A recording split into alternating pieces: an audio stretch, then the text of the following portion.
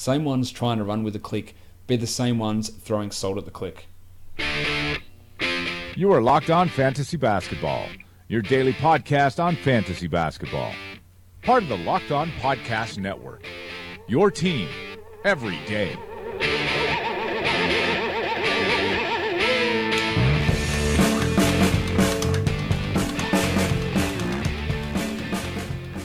Hello and welcome to the Locked On Fantasy Basketball podcast brought to you by Basketball Monster. My name is Josh Lloyd and I am the lead fantasy analyst at basketballmonster.com, and you can find me on Twitter, as always, at redrock_Beeble. Summer League is winding down. There's a couple of games left. We're not going to talk exclusively about those games. We're going to talk about things on the whole from what we've seen in Vegas. We're going to talk about rookies. We're going to talk about future projections. We're going to talk about advanced analytics as well. And to do that, I am joined by one of the I don't know, young gun, if that's the right word or not here, for this man who's doing a lot of work with advanced analytics. You've probably seen him on Twitter posting out his win projections for teams as soon as free agent signings are made. Heaps of great stuff from Nylon Calculus's Jacob Goldstein. Jacob, welcome to the show. Thanks for having me. I'm excited to be here.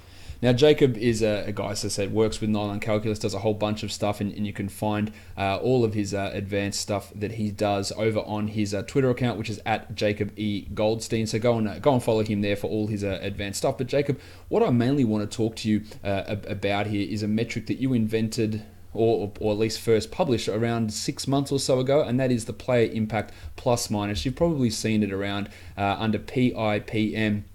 And I think the general consensus is, Jacob, that it's probably the most accurate in terms of these all-in-one metrics that we've seen: real plus minus, box score plus minus, all those sort of things. So give us a brief overview of what this metric is and how it is so accurate, I guess is the best way of me phrasing that.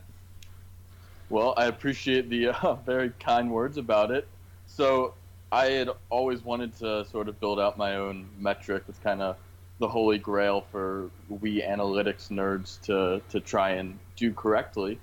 And so I went about thinking how I could make something that was different than, as you mentioned, like RPM and box plus minus, but still could provide an accurate estimate of a player's value.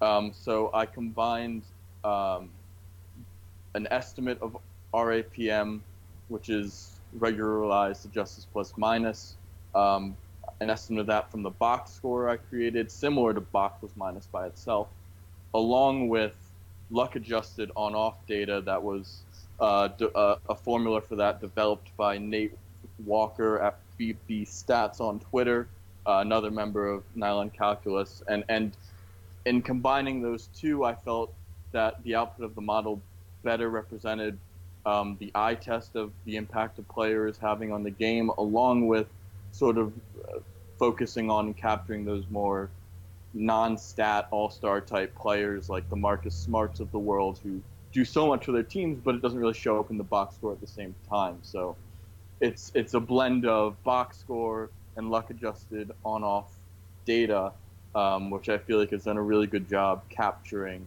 individual player impact.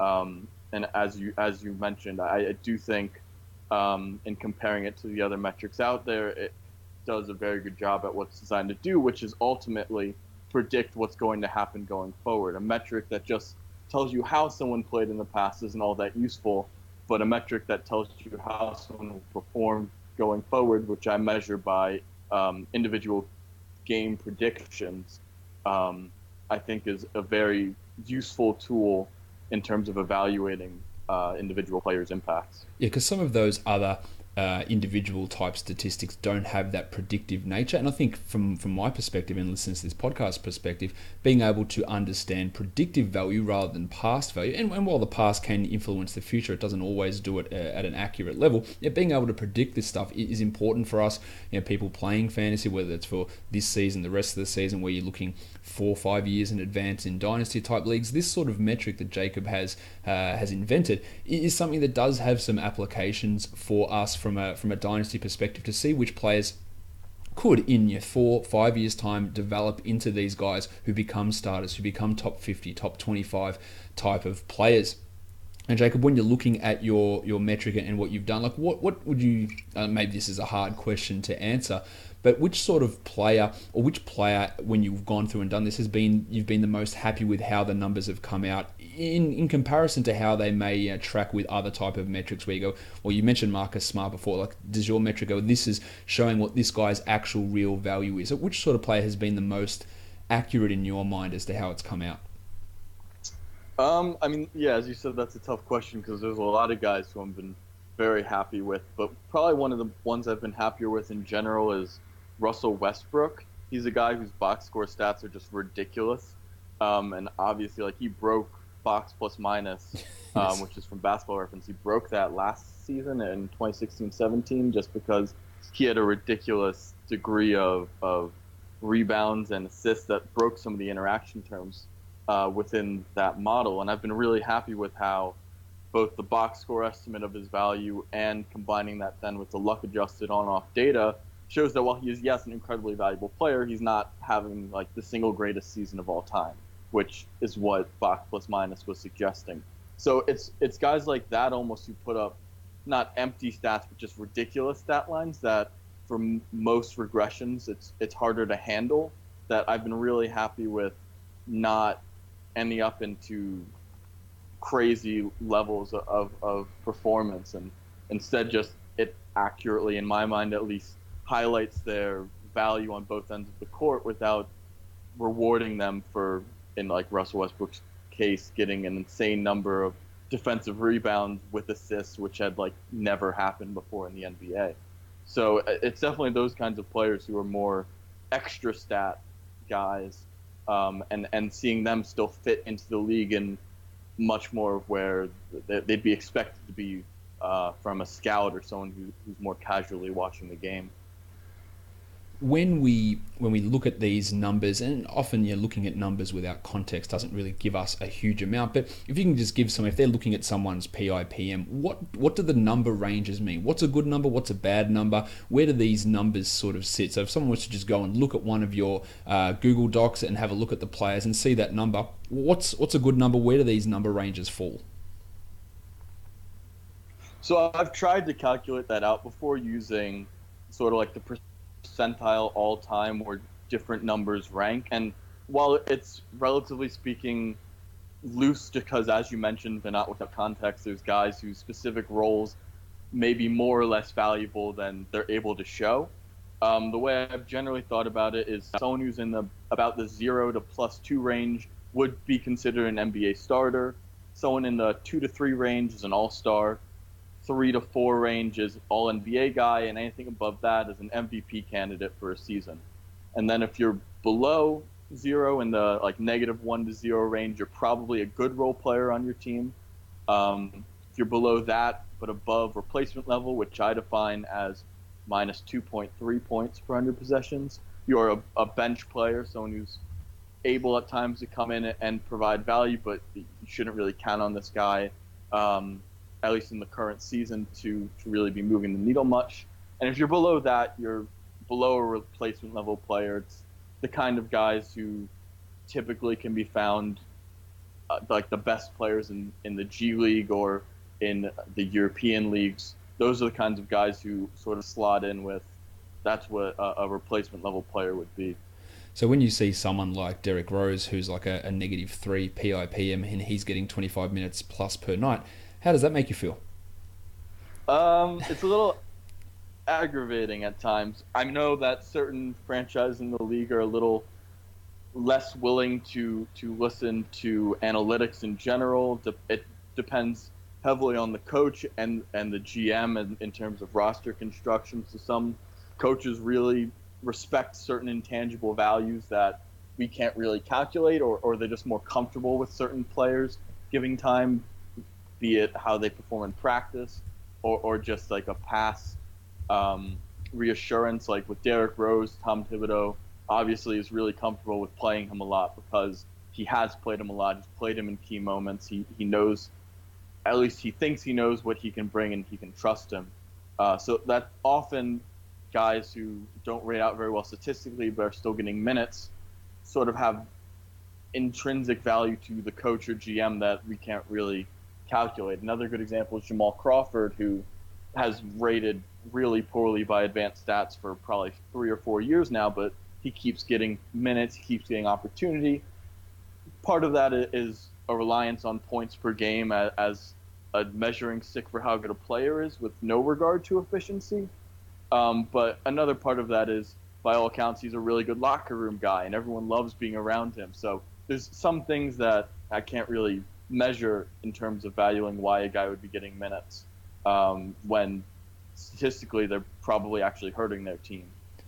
We'll get into talking about summer leagues soon and what you saw from some of those guys, but I want to talk about the application of future projection of PIPM and how we can use that from a fantasy point of view when looking at these guys, and how we can gain and what they might be able to do in 4 years time, 5 years time. Now, of course, it's impossible to be able to predict how a team's roster is going to look in that time, who the team's coach is going to be, even NBA trends happening in 4 or 5 years time. So how do you go about trying to project increases in players' PIPM, in their minutes played, in their value throughout the course of their career? How are you going ahead and doing that, and how much success have you had in terms of projecting out future outcomes of players, and how accurate has that been?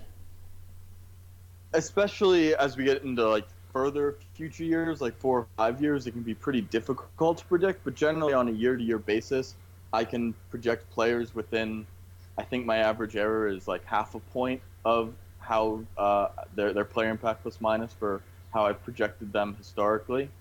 And the way I normally go about it is I start with a generic aging curve based off the position the guy plays, which I calculate using play-by-play data. And then from that aging curve, I have a formula that looks for similar players stylistically and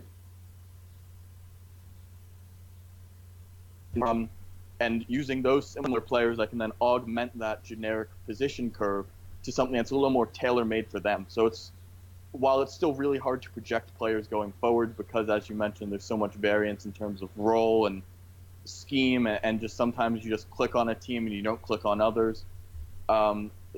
Using an augmented sort of personalized aging curve, I've found, at least for me personally, is the best way to attempt to model where they're going to be going forward.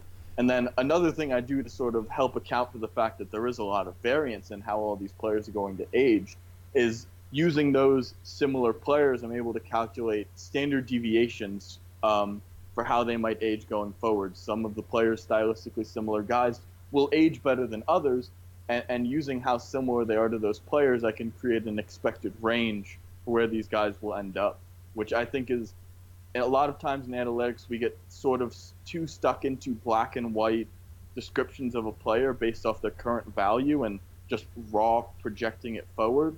But I think the range adds an incredibly important value, which is to say that all of these things are a sliding scale, and the idea that any of these metrics is perfect anyway is probably wrong. So it's just good to introduce that variance to show sort of the upper and lower bounds of what could be reasonably expected from a player going forward.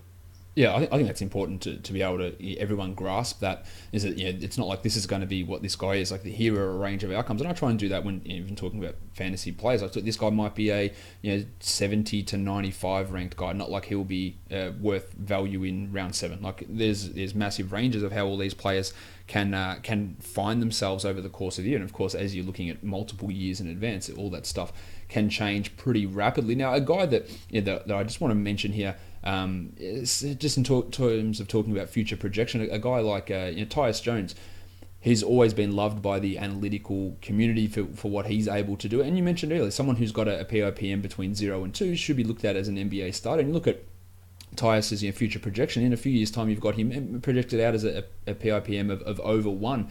And that gives us an idea from a dynasty point of view that if things fall in line, that Tyus is probably going to be that guy who has the ability to be a starter on an NBA team. Now, whether that comes true remains to be seen, depending on where he ends up. But are there any guys like Tyus Jones that seem to be stuck in roles for you that seem not living up to the level of what sort of a quality of a player that they are, because Jones obviously was limited significantly last season, and then he had Derrick Rose come in and take some of those minutes, where by your metrics he basically should be looked at as a starter caliber point guard, a lower level starter guy, but a guy that could be getting those minutes.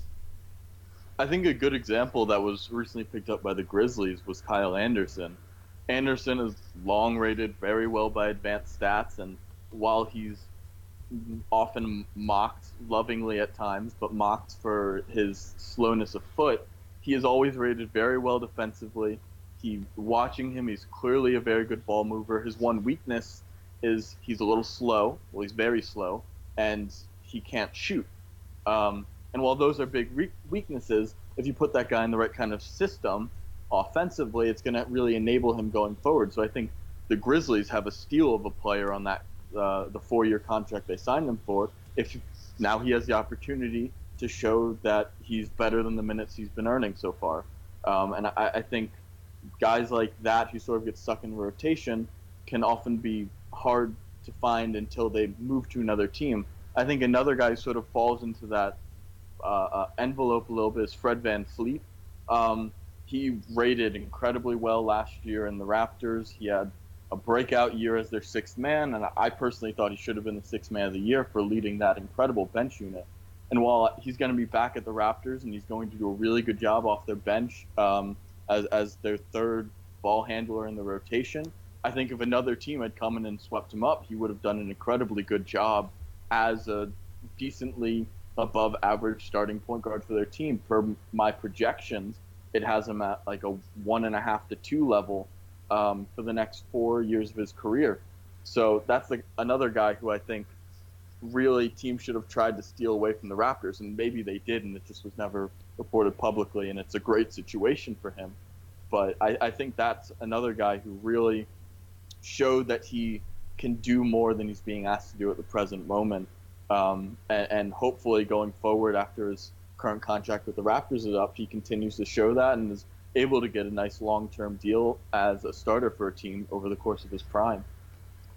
I'm glad you brought those two names up, because this is why I wanted to have you on the show. Is I believe that your metric has an ability to tie into fantasy value, because people who played fantasy last season know that Kyle Anderson, despite scoring under 8 points per game, was actually a top 90 player. So bang on, must-own player in every fantasy league. He was the 86th ranked guy last season, despite averaging only 8 points per game, because he does all these other things, which when you look at it and go, man, what's someone doing averaging 8 points per game? They're terrible. And that's the sort of call you'll get from many different people, but you know what his positive impact is, and fantasy owners do the same thing. Same with Fred VanVleet. When he was getting 26, 27 minutes a night at times for the Raptors, his value was there for everybody to see, and that's all reflected in there. So when we're looking at projecting these guys out long term, like if he gets a job where he does become a starter, if someone like Tyus Jones gets a job where he becomes a starter, then immediately their value rises up and they become these must-own guys, and you're at opportunities where you can get these guys at decent enough deals in these sort of either NBA environment or your fantasy dynasty type environment. You can get these players at the early stages by looking at some of this predictive stuff that Jacob's been doing, and that's how I like all this stuff to tie in. Now, we have, obviously, Summer League has almost wrapped up, Jacob, so what I asked you to do is give me a list of players who you were most impressed with or showed the biggest changes from your initial rookie projections in the PIPM stuff. And there's a couple of names who appeared in both of those lists that you gave me. And we'll start with the number 7 overall pick in the NBA draft, and that was the Chicago Bulls, Wendell Carter Jr. He was awesome, averaging 17 and 8, almost 3 blocks per game. And we saw his defensive PIPM really show out. What were you most impressed with from him, and how did he surprise you in his performance in Vegas as opposed to what you looked at from his numbers at Duke? What I was most impressed with was he clearly has lost weight, which had been reported around the time of the Combine that he had been looking a little more in shape, which was, I think, really important for his physical development in terms of his mobility. And then at the same time on the defensive end, his biggest weakness had been reported that he had struggled to move his feet at times. And while I thought he was decent enough at it at the college level, I was really pleased to see during Summer League that when he got switched out into the perimeter, he did a fine job keeping guys in front of him, did a good job recovering. He did a good job positioning himself for help defense when he was around the rim and someone was driving to the paint. So I just think he showed that defensive versatility that people sort of projected him to be able to do at the college level. And he showed that he can move his feet better than people were saying, which if he can move his feet well and switch on the perimeter, he's going to be a really good player because he brings so much other offensive versatility. He did a decent job passing the ball. He didn't turn it over too much.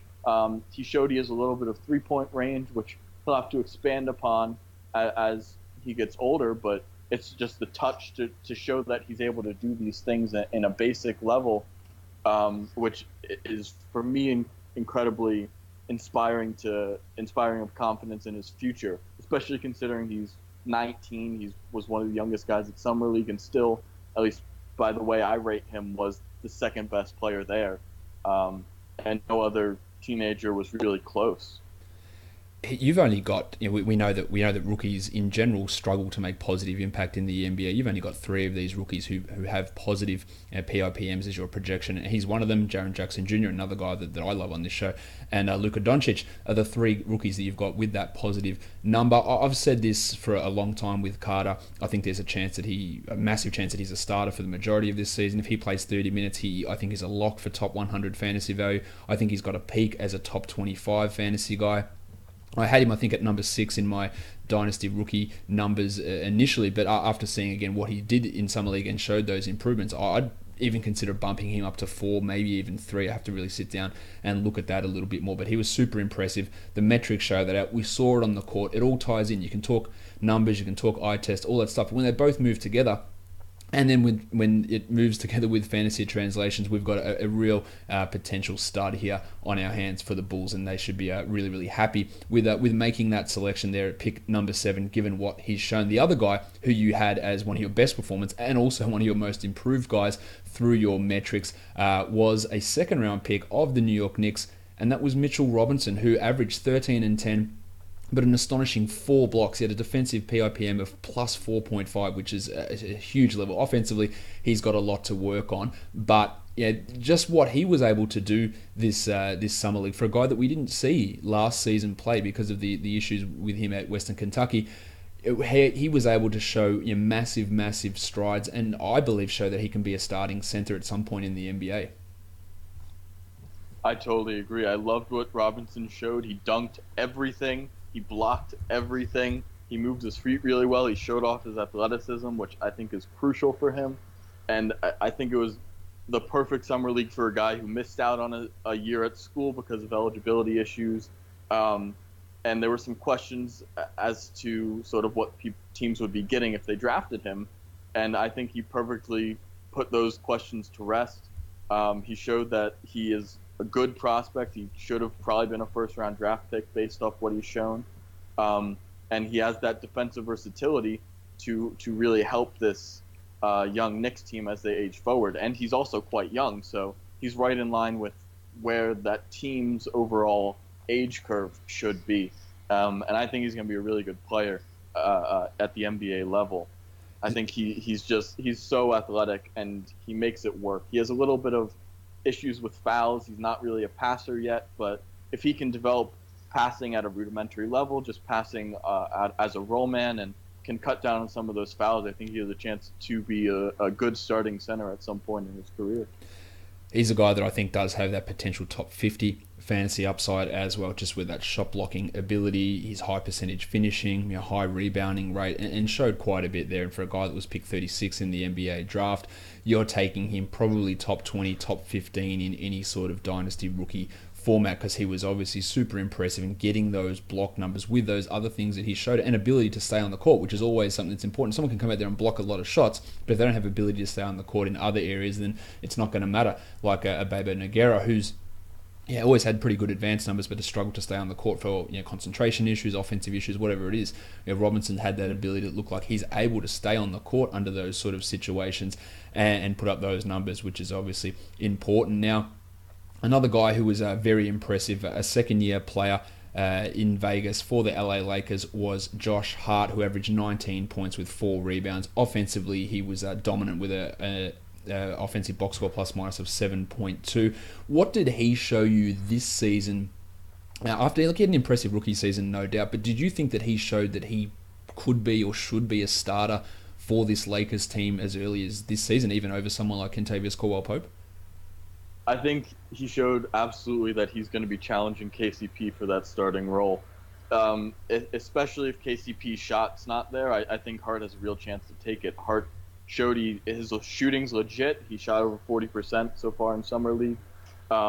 He did a good job passing the ball, which I think demonstrates that he has a little secondary creation value, which is incredibly important with LeBron James on that team, just showing that he can make those quick secondary reads to the open man, using his own shooting ability to draw a little space. And I think he showed at times that in small opportunities, he could run a team as the lead ball handler as early as next season. And I think between him and KCP, my guess is it's going to be really matchup dependent as to who gets the starting nod on a game-to-game level. I think KCP is still a better defender than him. Hart can do a better job on that end.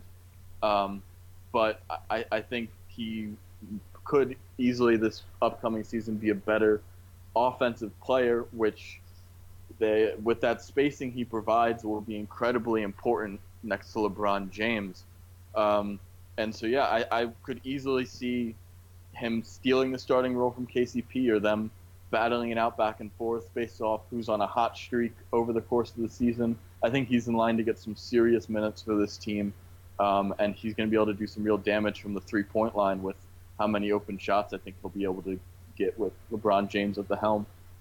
Yeah, so he's someone, he doesn't have quite as high a ceiling as, say, Robinson and Carter, but has that steady ability. We saw it last season, had really strong rebound numbers for a guard, shot the ball really efficiently, and that's going to be excellent playing alongside LeBron James. So he could be someone that you'd look at. I'm not sure he necessarily has top 50 type upside, but top 100 type seasons. He is going to be 23 in this coming year, so he's not as young as some of these other guys we're talking about, but there is still some value there, and might still be a little bit underrated, but there is still the competition of Kentavious Caldwell-Pope there. Now, another second-year guy, Jacob, who was excellent before an injury sidelined him, was the San Antonio Spurs' Derrick White. Now, Tony Parker has gone on to Charlotte, so White, we would have to assume, just takes on that backup point guard role that Parker had. They did bring back Bryn Forbes to play behind Danny Green, but he's more of a 2 than a 1. And White averaged 18.5 points, 5 rebounds, 5.5 assists, also a steal and a block per game, and was positive on the defensive and offensive side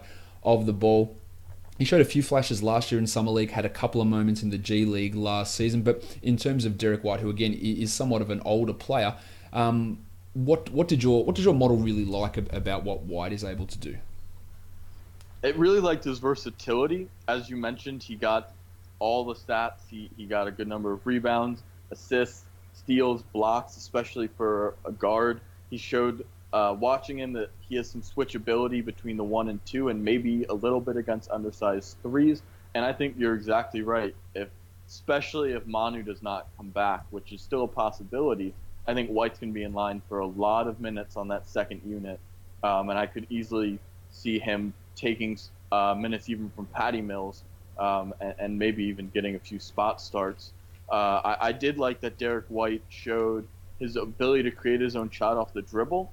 I think the Spurs team is badly in need of someone who can do that, or a few players who can do that, especially if Kawhi leads. There were times last season the offense just was abysmal to watch because it was all post-ups to LaMarcus Aldridge and dead possessions ending in wild shots, and a lot of games where they're only getting into the 80s in terms of points. So I think bring in another guy who can get to the foul line at a good rate. He can shoot decently. He can create his own shot. He can pass for others. I think that's an incredibly useful player in today's NBA, and I fully expect him to end up with a pretty large role on the Spurs next season, be it as the third guard in the rotation or the backup point guard, shooting guard, depending on who else is playing at the time. I think White is perfectly in line for a really good breakout year. Derrick White was a guy that, coming out of college last season, when I looked at my fantasy translations, they translated pretty well. I don't know if you can remember back, but when you looked back at him from a rookie point of view in terms of your PIPM stuff with White, do you remember if he came out with a positive outlook, or if the model was down on him and things have changed significantly after this summer league, or were you always relatively high on him and thought that the pick that he went out, which was late 20s to the Spurs, was really good value for them? I thought it was really good value at the time. My model had him in the late lottery range as a draft prospect, despite being a little bit older, which I think is one of the things that really held him back during the draft. And I think last year he didn't play very much, but between his brief time in the NBA and his extensive G League time, I think he really showed why the Spurs valued him so highly and why they were so excited when they drafted him, because of all the tools I've mentioned before. He is a good defensive player. He's a tall guard.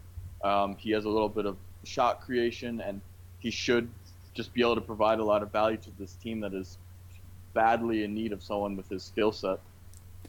That's interesting that you say the older age caused him to slip a little bit down, because the next guy I want to talk about, I don't really know what caused him to slip down in this year 2018 draft, and that's DeAnthony Melton of the Houston Rockets. Stunning. I thought there was a chance he could be a top 20 player. I thought he probably should have been close to that. He ended up going at pick 46 to the Houston Rockets, and he showed in Summer League that it seems pretty stupid that he fell that far. We never really heard any reason why he went down as far as that. He averaged 16.5 points, 7 boards, 4 assists, 3 steals, almost a block.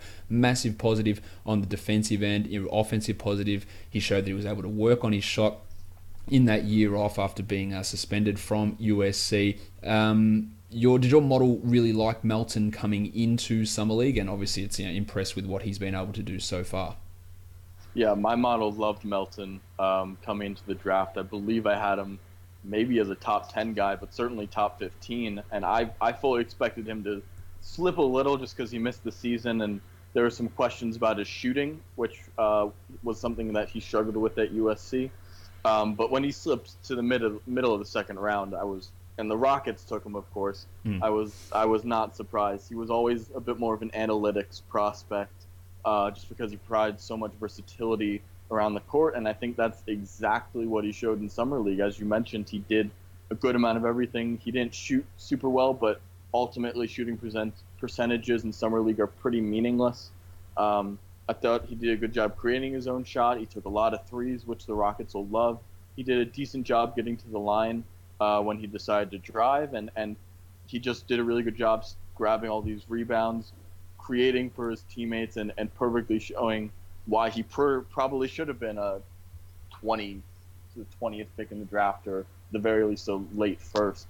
And I thought he did a good job answering a lot of the questions about why he missed last year, if he was going to be the same guy. And it turns out, yeah, he's a really good player, and he's quite young still. I think he's only going to be 20 this upcoming season, maybe yep. 21.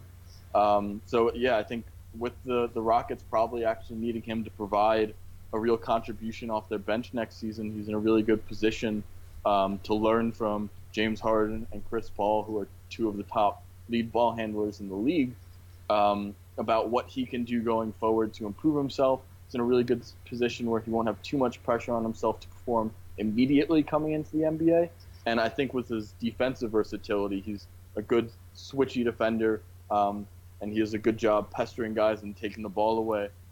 I think he showed that he's going to provide a lot of value this upcoming season and throughout his career. It's a very analytics-y pick, and it's really a perfect fit for the Rockets. We've talked about the Rockets on this show plenty of times. Obviously, Chris Paul, James Harden, Eric Gordon, that's their three-man guard rotation. Gerald Green was in that mix last season, but he's probably going to have to play up a little bit at the three after losing Trevor Ariza and Luke Marmute. Yeah, they brought in James Ennis, and maybe they're bringing Carmelo Anthony, but Melton could be in there, and at least is an upgrade over Bobby Brown and Demetrius Jackson and Aaron Jackson, who played some of those minutes there as that third point guard on this team. And a couple of years' time, when Chris Paul's getting older, 3 or 4 years time, you could very easily see Melton move into a significant role, and his ability to generate steals, rebounds, assists are obviously very valuable in fantasy. And if you can get that shot coming around to at least average, you're talking about a guy who potentially is looking at as a top 50 type of a player. So keep an eye on him, but don't expect massive immediate returns. He is in a perfect situation for him though,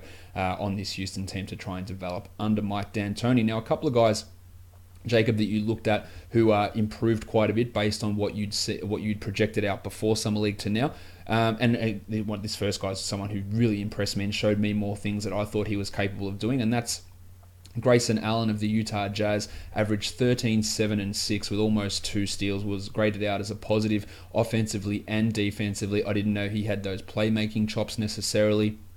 The defensive stuff was a positive from Grayson. Now, of course, coming to Utah, there's Ricky Rubio, there's Donovan Mitchell, there's Joe Ingles is the starting 1, 2, and 3, and all of those guys can handle the ball, distribute. There's Dante Exum, who they've just re-signed. There's Alec Burks. Maybe Allen overtakes Alec Burks this season. I wouldn't be surprised there. So he's probably not going to have that same ball handling responsibility. But obviously your model was really impressed with what he did through Summer League as opposed to what we saw from him in college. Yeah, totally. I think he, much like Melton, much like Derrick White, came in, showed that he is an incredibly competent player. He, again, didn't shoot very well, but in Summer League that doesn't really matter all that much, especially when a guy like Allen is able to come in and provide so much other value. He got a ton of assists, a ton of rebounds. He had a 3.8 to 1 assist-to-turnover ratio, which is just ridiculous for a rookie in Summer League. That's an incredibly efficient passer. He did a really good job getting steals as well, and I think much like Melton and Derrick White, he just fits the mold of a guy who's going to give you a little bit of everything. Probably because he's a little bit older, isn't going to be like a crazy high star in the league or anything, but he definitely has the potential to be a good starter on a team, and he's in a really good situation, I think, hopefully he doesn't learn Rubio shooting, but hopefully from Ricky Rubio he learns all the defensive techniques he's going to need to be successful in that end going forward, because I was pleasantly surprised by, just as you said, the degree of confidence on both the offense and defensive end that he showed, and I think he's going to end up being a really good, maybe sixth man or low-end starter for this team at some time in the future, getting serious minutes and a real opportunity. The last guy that I want to talk about here is someone that you had listed as an improver based on your metrics was Mo Bamba of the Orlando Magic. He only averaged 9 points and 6 boards, but had over 2 blocks per game and was a significant defensive presence out there. Now, the offense has got a long way to go, but what was it that you looked at with him in terms of your projection stuff with Bamba that made you go, yeah, he's improved based on what we saw beforehand? I think a big part of it was he showed even though he's a little slight of frame right now, he can still provide some defensive value even as a rookie, which I think will be his key to getting minutes, especially next to Jonathan Isaac. I think they just have so much length as a potential defensive interior and so much mobility that they could be a really stifling team to face. Bamba did a decent job converting shots when he was given the chance. It's a little surprising he didn't get to the free throw line at all in Summer League, but I think that kind of shows that he still has some weight to put on before he's able to really bang around in the post too much and try and draw fouls. But he did a really good job. He had over 4 blocks per 36 minutes, which is an incredibly impressive number even for Summer League, showing off that he knows how to use that length and mobility to put himself in the right positions. And I thought he also did a decent job. He got 2 steals when he was playing.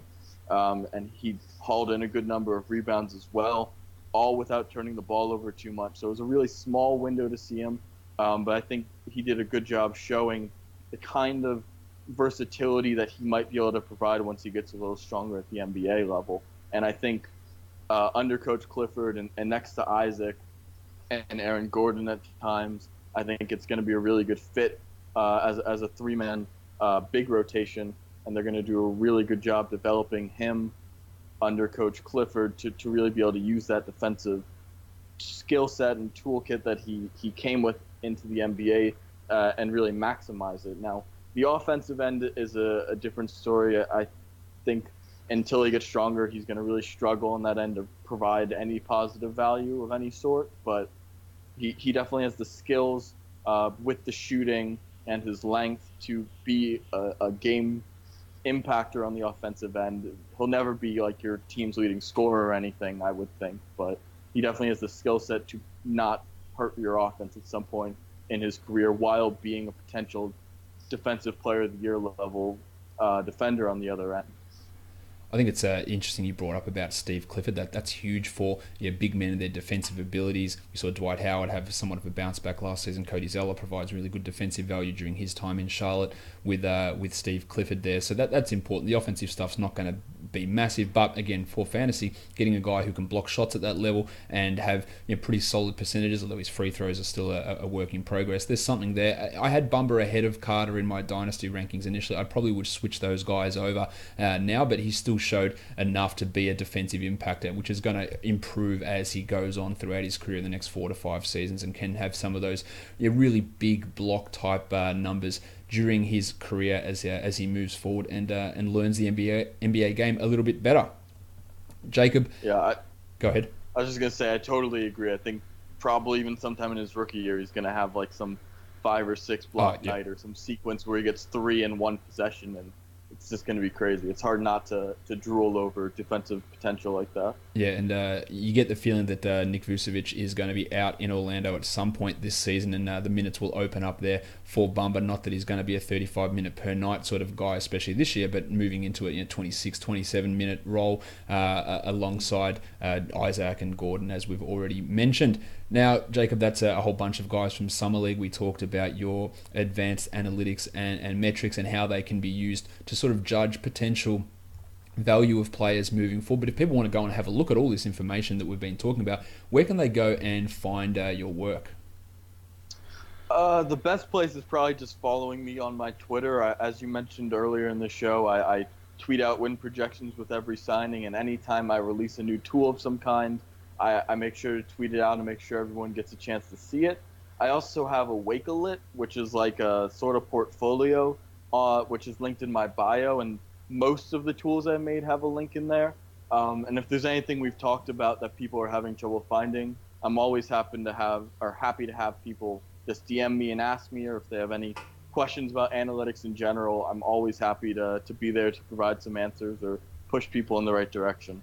Yeah, you guys should absolutely use this resource that Jacob is able to provide to you by just understanding a little bit more about these type of metrics and how we can utilize them and how they can gauge players' value. So go and hit him up. Go and follow him on Twitter at Jacob E. Goldstein. Go and follow him there. Check out his Wakelet and all of his tools that he has got. Go read the article on Nylon Calculus as well, describing the whole process behind player impact plus minus. So make sure you're checking that out. Jacob, thanks for coming on the show and discussing this analytic. It's really something that's important, and I think people should really be taking it on board. It's not the be all and end all, but no analytic ever serves to be that. It's important that people do realize that, but it is a great tool, probably one of the best ones that we do have in the NBA nerd world. So Jacob, thanks for coming on and discussing it. Thank you so much for having me. This was a lot of fun. It was awesome to have Jacob on, but guys, make sure you are subscribing to this podcast and go give it a 5-star rating and a review on Apple Podcasts. And you can also find us on Google Play, TuneIn, Stitcher, Spotify, and of course on YouTube, where you should smash that subscribe button and hit the thumbs up. Leave me a comment, tweet at me at redrock_Beeble, tweet at Jacob E. Goldstein as well. Go and do all of that. Guys, we are done here. Thank you so much for listening, everyone. See ya.